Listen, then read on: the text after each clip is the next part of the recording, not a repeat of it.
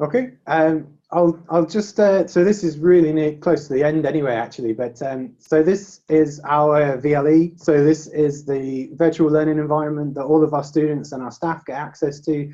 This is obviously a test course, but this is the Notable service. So when the users click on this, they're taken out to our version of Jupyter Hub, and they can select from a variety of notebooks that we've got set up for people already. So these are sort of pre-built environments that are Docker containers run by Kubernetes. So I think Bert was saying that a lot of the Zero to Jupyter Hub stuff provided the basis for what ended up becoming the Notable service. Yeah. So each of these is a container that has an amount of dependencies that someone will use for a specific class. So we've got a Haskell notebook that is relatively new. LSST, which is a very specific setup for the Royal Observatory here, which is, I can't remember what the acronym stands for, but it's something to do with a telescope. And then we have a lot of other flavors of notebook, including the standard notebook.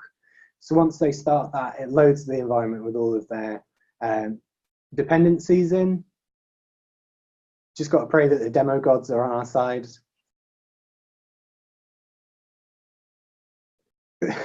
Obviously. So, I mean, once you get through, it looks exactly like a normal Jupyter Hub.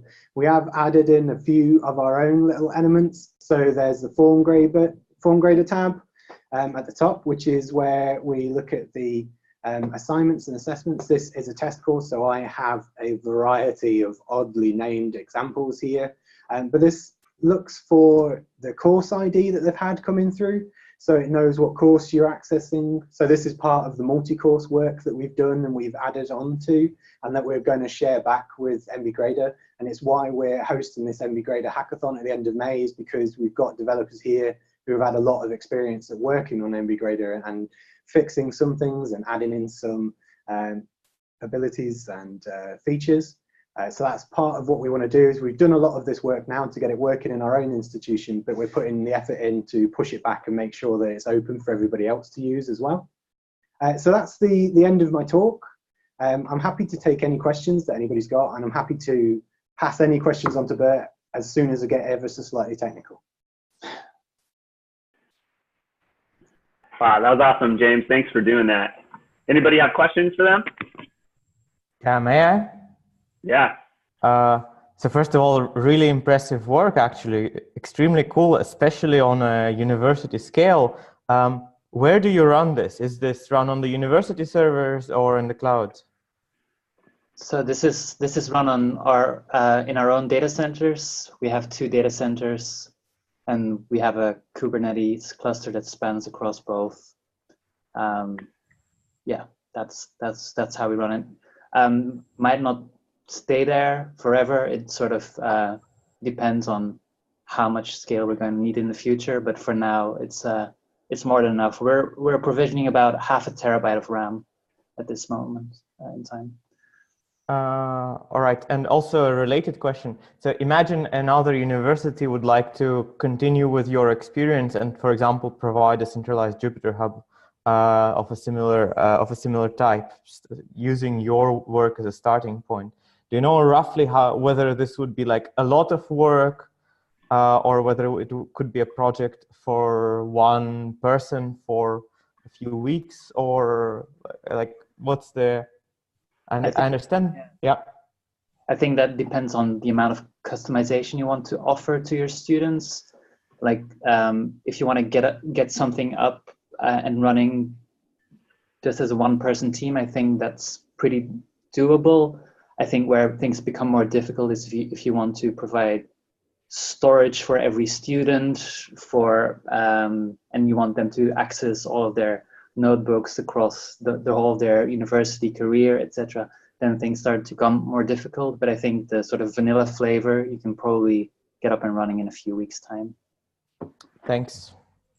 There was a lot of extra work for the developers as well in putting together the LTI integration, which was a big thing for us. It was one of the things that all the other services were missing as well.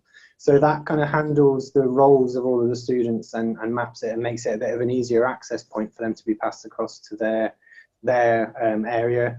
And that's what we use as a basis for then going and adding MBGrader. So I think like Bert was saying, initially it's a small amount, but then as soon as you start adding all the things that a university, or at least our university, really wanted, it's a lot of extra work. So we're still in a pilot phase at the moment until the end of this semester, and then we'll launch as a full service. And that is still extra work, because then we need to design something about how the students' accounts will be handled once they graduate. And that kind of makes it more of a polished service and ends up taking a lot of time. But I think I think we're happy to share a lot of the work that we've done. Yeah. It just might take a little bit of time, because I think a lot of it has become very dependent on how it runs here. So there's a bit of reverse or almost engineering to put it back into a state that other people could use. Yeah, right. I can imagine. Thanks. I'll probably try to reach out to you afterwards. Anyway, all right. Thanks. We probably have time for one more question. Chico? I just saw on the demo the long list of profiles you have for the different kinds of images that you may need to run. So I'm just wondering if you checked Binder Hub out, maybe because it can create different kinds of images from small instructions files, and that's maybe a way to get customization of images.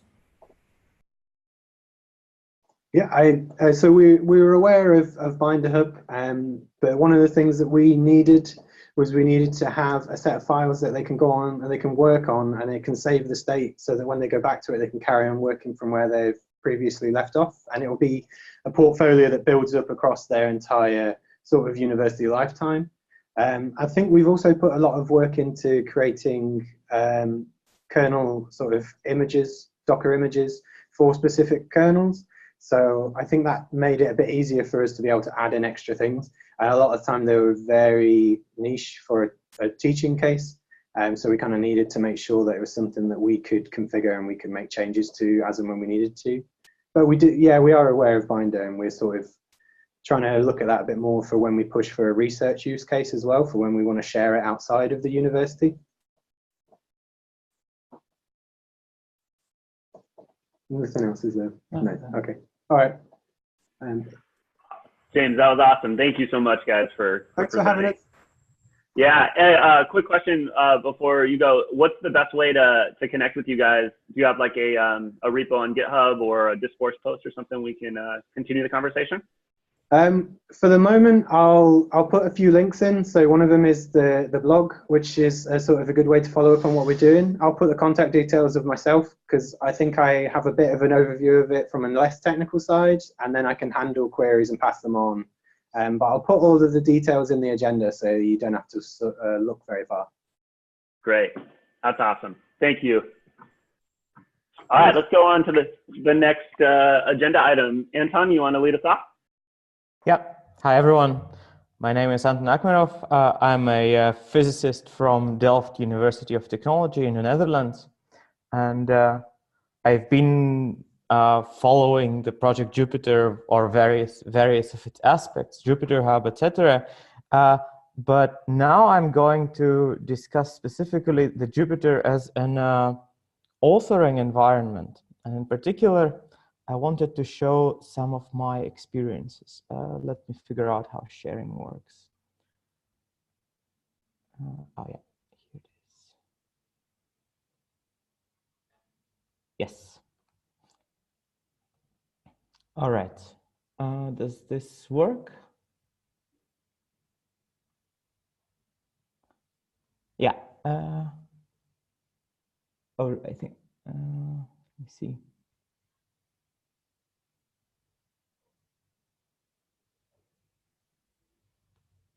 No. Just a moment. Yeah. All right. I think that's good. So, like, I've encountered a bunch of situations when I need to show computed output that that needs to be updated and that many people need to edit. And in addition, it needs to be in a nice context. To make a specific example, these are the lecture notes from my course. And they have plots that are computed, some matplotlib things. So the problem that we are solving now is the need of publishing complex content that also contains computed output. Notebooks specifically for that are a relatively bad format because Markdown is very limited. And at the very least, you want to extend Markdown. At the same time, I realized what I think is an extremely important property. And okay, it's not only my realization. I think this is something that's emerging across the community. But Jupyter protocol has a very useful specification of how to treat outputs of arbitrary code being evaluated. So if I look at the source of this file, this is probably too small, just a moment.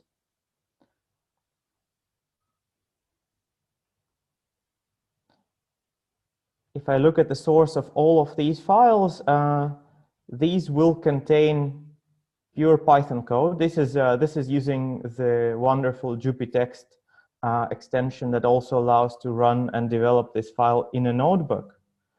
But it's a combination of Python code where all the outputs are then processed by first Jupyter and then inserted back in the output. And in particular, this becomes valuable when developing documentation. So for any tutorials, I've seen a lot of packages across the community that develop their tutorials in the notebooks. But then, for example, they are not able to use any of the advanced Sphinx features, for example, to link across different files, etc.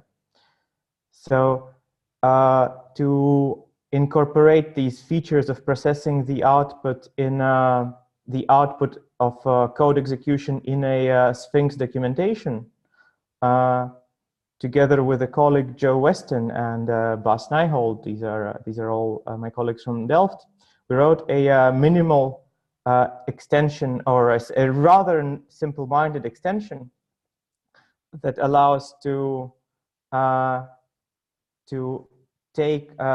send an arbitrary code to Jupyter and use the result of its output in the documentation. The advantage of this is it allows to show really rich output. Essentially, anything that Jupyter can understand as an output can be inserted. So to make an example from one of the packages, let me see.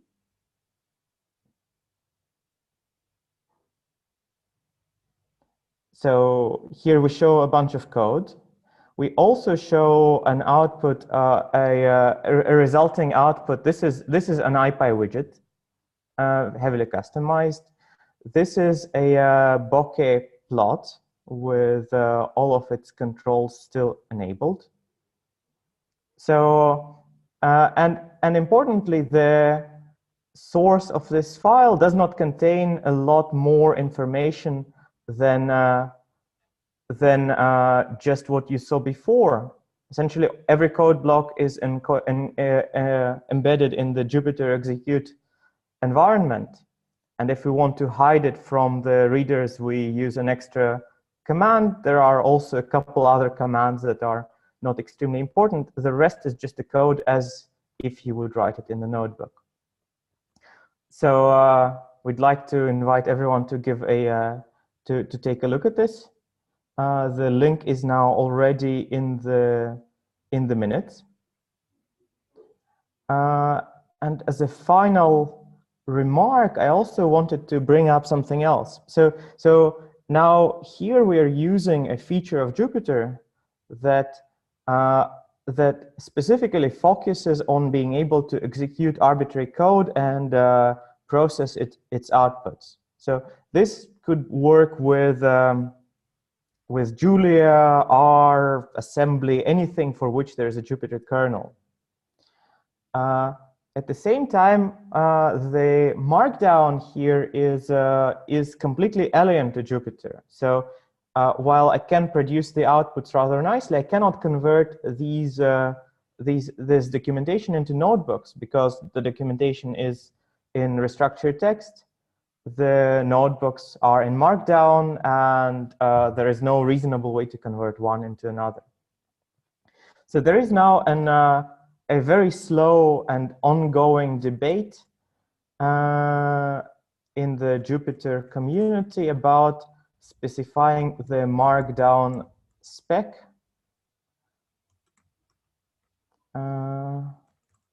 This is, sorry, Jupyter and the format. Yes, issue 80. This is also linked in the minutes. So there's a proposal to make a formal specification of the Markdown format. And this immediately has problems because already across between the classic notebook and Jupyter Lab, the formats are actually different. So I think it would be nice, and this is something that I would like to invite everyone to think or to consider, to make notebooks doubly multilingual, where both the language that runs the code is arbitrary, and the Markdown format. So just like there's a kernel for rendering or for executing the code, there would also be a kernel for rendering the Markdown of the notebook. I think this is all I wanted to say. Well, perhaps since there's an opportunity, I'd like to make a shout out to a small but absolutely glorious library that was started, I think, by Minarchy, and now there are several others like it that allow us to click a button and change all the, that's ThebeLab, change all the parameters of the code and run it using connecting it to Binder. All right, thanks everyone. Thank you, Anton. That was awesome. So we'll open up the floor for maybe a couple of questions. So if anybody has a question, go ahead and shout out. I know Matthias is typing one right now. I don't know. Yeah, he can't speak, so I can read off his point. But basically, he said he'd love to merge this into IPython's built-in Sphinx extension, if that's possible. IPython, right. Sorry, which IPython extension? There's a built-in, I think it's inside of IPython/IPython. It's a Sphinx extension. Oh, I see. This sounds really good. So right now we still did not actually release the new version. This was inherited from the Jupyter widgets repository with the same project with the same goal but a narrower scope. There is a milestone v0.2, but I really like the idea. So let's that sounds real good, and let's discuss this later. So Anton, I've wrestled with similar issues in the past as you try and figure out what the most authoritative version of your content might be. When you're preparing these course notes, when you edit the file to deliver this course, are you editing a restructured text file or a notebook file or? Yeah, right. So the course notes are a markdown with a bunch of extensions. Okay. So this is some one of the mkdocs flavors. So right. So I've struggled with that also quite a lot. Yeah. In the other context, in the documentation, it's obviously an RST file. But in many cases, there's with the markdown, thanks to Jupytext, we are able to edit the whole thing in the notebook, except the markdown is not always correctly rendered because notebook does not understand that it uses a bunch of extensions. Okay, so even though this file is not sort of natively saved in an MB format, you can do sort of round trip editing through Jupyter? Yes. Well, in one case we're extracting all the correct directives and sending them to Jupyter, pretending it's a notebook. Actually, the whole extension is essentially a glorified calling of unbeconvert. Right. Yeah. So that is, and in another case also, we are indeed doing a round trip through unbeconvert. So first extracting everything that's to be executed and then putting it back with outputs. Thank you. Have you checked out Jupyter Book? Does this? I have seen Jupyter Book indeed, and so it has the same fundamental problem that essentially every project, and that is, I think there's no one fundamental markup language to rule them all. Like as soon as you have an implementation, there will be a limit to the functionality. So Jupyter Book has a bibliography, but it might not have admonitions or footnotes or something, and the details really strongly depend on the context. So for package documentation, resolving names from your package is something no markdown parser will enable. So I, in the end, gave up on the hope to find one best markup language, and now I believe everything depends on the circumstances. But yes, Jupyter Book is indeed one project which is also closely related. And they also are producing now Markdown that does not work with Jupyter Notebooks. So you cannot edit Jupyter Notebook files with Jupyter Lab, for example. Or you can edit, but you cannot see how they look. Okay, so we'll have to move on to the next point. Thank you, Anton, for that presentation. It was great. So we'll go to Daniel Smith, if you're still on the call. I am. Hello. Awesome. Thanks, guys. Thanks for your patience. Great. Can you see my screen? Yeah. Perfect. Okay, so I'm going to talk a little bit about, do you guys see presenter screen or? No, we're seeing, yeah, I think we're seeing presenter screen, not the. Okay. Well, that doesn't work well. Let me unplug some stuff.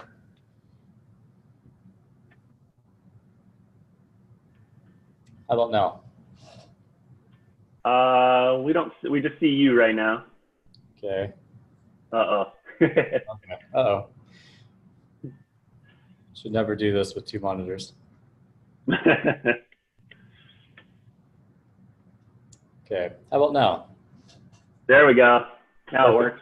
Okay. So I want to talk a little bit about this QC archive project that we have and how it interacts with Jupyter. Before I do that, though, I want to give you a little bit of a rundown of who we are. So I'm actually part of an institute called the Molecular Sciences Software Institute.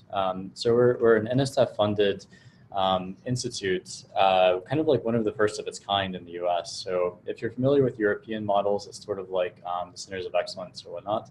But basically, NSF is trying to take these models over and apply them out here. So we're relatively new, about 2.5 years old at this point. And what makes us kind of interesting is that we're not really out to solve like a single problem. Usually when academics are funded, they're funded to solve a very specific problem. They're funded to work on very specific things. For us, we're actually funded to serve and enhance software development efforts in a field called computational molecular sciences. And so this kind of computational molecular sciences field is actually really broad. So any kind of like biomolecular simulation, any kind of drug design falls within our regime. And there's something called quantum chemistry. So we learned about Hamiltonians in that notebook last presentation. So we can go out to molecular Hamiltonians as well. And also it kind of goes up to quantum computing and how quantum computing applies to molecules. So anything in the molecular regime, we're kind of a part of and we're building out software for. So there's 8 different universities that really represents our board of directors. We have larger science advisory boards of about 30 folks. But then the real heart of it is we have about 40 software engineers and graduate students directly involved with the Institute. So we actually have a reasonable amount of people to start to make a dent in this field because it's really, really quite large. And then, sorry, I got a, well, okay. Apologies, I have, my own screen has some stuff blocking it. And what we really do is we do all kinds of things. We do software infrastructure, so we do a lot in terms of different projects that support our community. We do a lot of teaching of best practices. So I'm a software carpentry instructor, so all of our education derives from software carpentry and Jupyter notebooks. So we do a ton there with that kind of education. And the other thing we do is finally interoperability standards, as one would expect. So these are all the kinds of things that we support with our community, and there's tons of conversations to be had here. But this isn't really what we're talking about today. So the real thing that we're after is this project called QC Archive, which falls underneath our kind of infrastructure build-outs.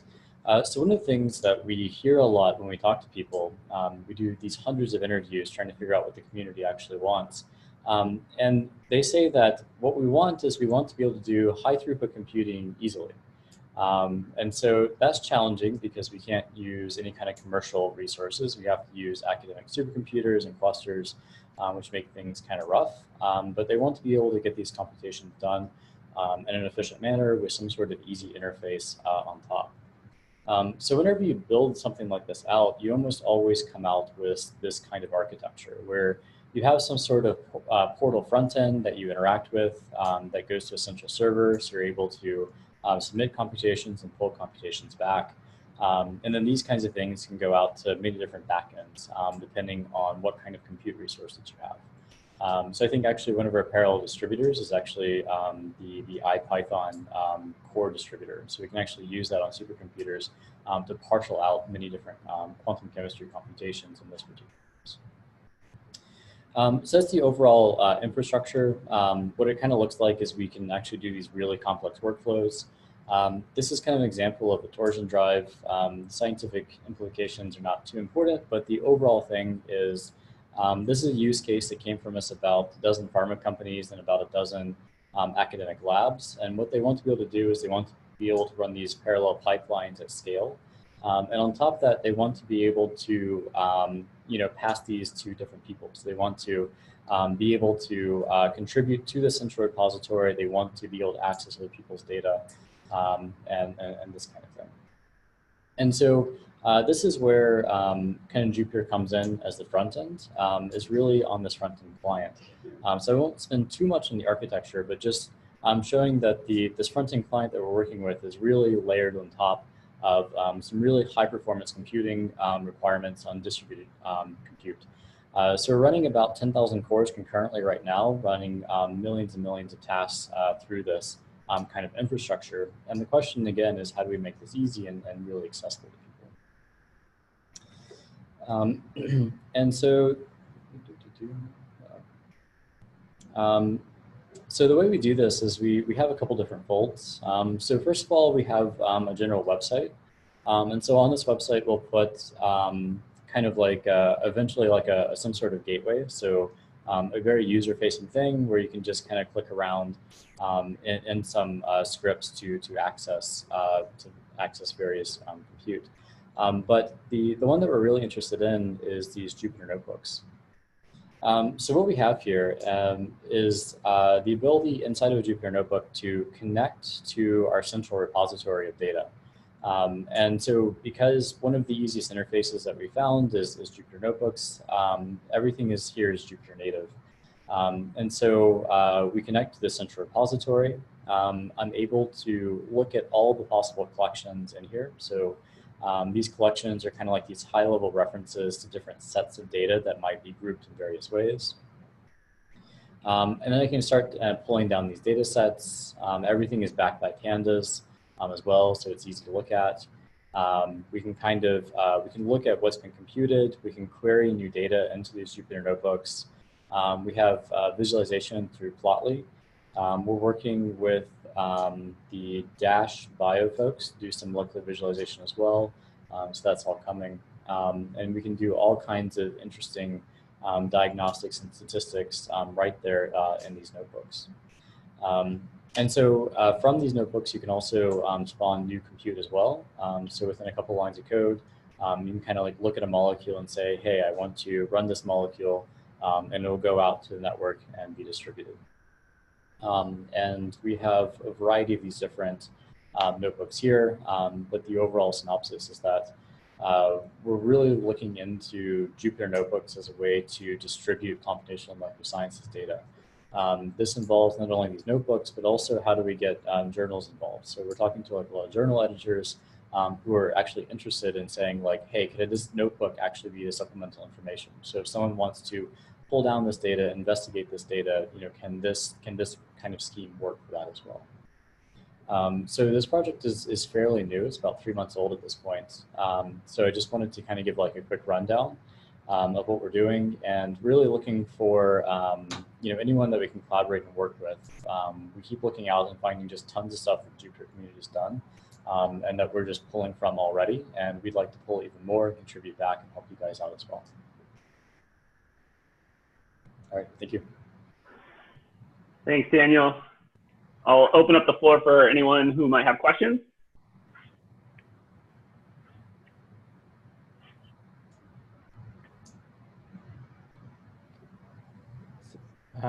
If I may, is there a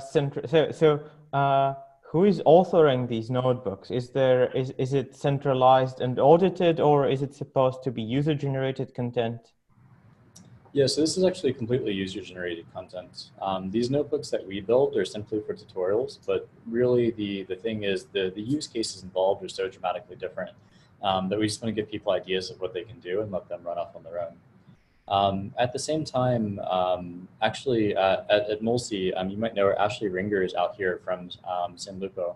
And so she's getting us involved with lots of different undergraduates as well, so that, for example, an undergrad wants to look at a molecule in a Jupyter notebook or the wave function of that molecule, and being able to do that and give that out and then build educational materials around that is a priority for us.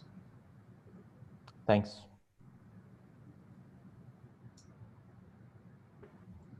You guys have a place for further discussion that we can link to? Yeah, sure. I can give you our Slack link, probably the best way. All right, cool. Maybe if you get a chance, put that in the HackMD, because that would be really cool to keep this open. Any more questions for Daniel?